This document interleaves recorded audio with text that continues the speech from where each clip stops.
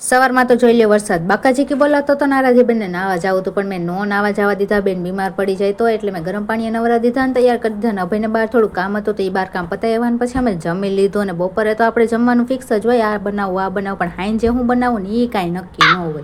અને આના ઉપરથી તો મને એક ગીત યાદ આવી ગયું હતું ને તો હું બોલી નાખું છું ને તમે સાંભળી લ્યો. હાંજ પડે ને વિચાર મને આવે, હાંજે હું જમવાનું બનાવવું મારે, પછી બટેટા ભૂંગળા બનાવ્યા રે, હાંજનું જમવાનું બની ગયું રે હો.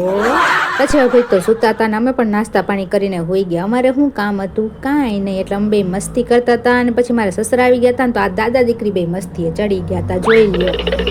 અને ત્યારબાદ તો અમારી ઘરે મહેમાન આવી ગયા હતા. અને મહેમાનમાં હતા અમારા જુહીબેન, આરાધ્યાબેનને તો જુહીબેન રમવાની બહુ જ મજા આવી ગઈ. પછી મહેમાન વયા ગયા. ત્યારબાદ અમે જમી લીધું ને જમી કારવીના હજી તું નવરી થઈ ન થઈને ત્યાં અભયને ખાતે જવાનો ટાઈમ થઈ ગયો અને વરસાદ આવતો હતો એટલે હવે રેનકોટ પહેરીને ખાતે જવા માટે નીકળી ગયા.